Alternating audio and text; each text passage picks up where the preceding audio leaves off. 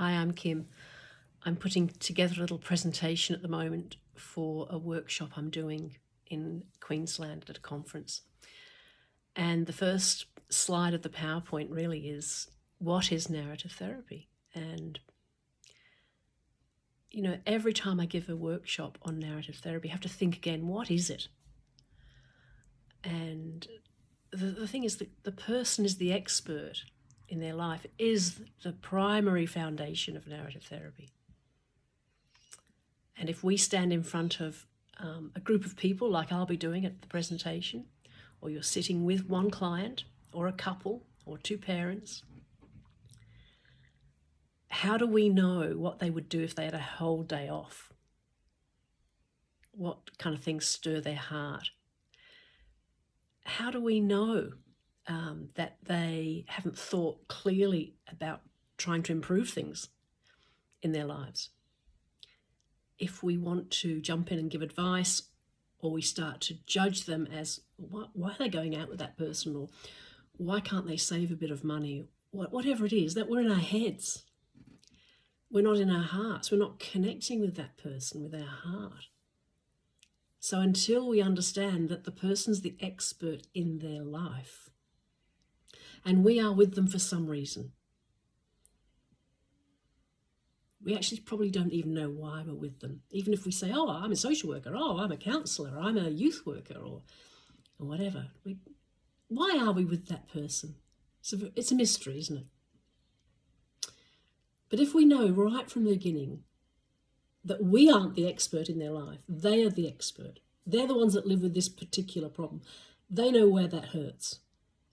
And they also know whether they actually want to get rid of the problem altogether, or at the moment, is it going to be too much effort?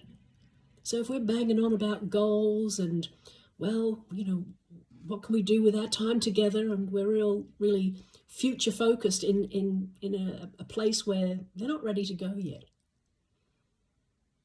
then we might be doing them an injustice. We might shame them into thinking, well, they could do better, they should do better. So once we say they're the expert in their lives, the pressure's off a little bit. It's off them, it's off us. So what's next? And if we say the person's the expert, then we need to say whatever problem or problems they are dealing with, they're the problems. They're not the person. So in narrative therapy, the person's the expert and the problem is the problem. So we can invite the person that we're with to turn, and together we look at what is this problem? How long's it been around? How difficult does it make things? Not with the intention of them to suddenly pull all their skills together and fight back against this problem. We can help them see more clearly what's going on, and if they can see the problem is outside of them, so to speak, they have got space in their hearts to feel in their identity, their self-identity, that they're a decent, strong person dealing with probably quite a big problem. And in narrative therapy, we're trying to hear the stories about the person. So, it might be, have you had problems like this before? Like, do you have like a mentor or a best friend who walks beside you when you have this problem? Who else knows? How do you handle it?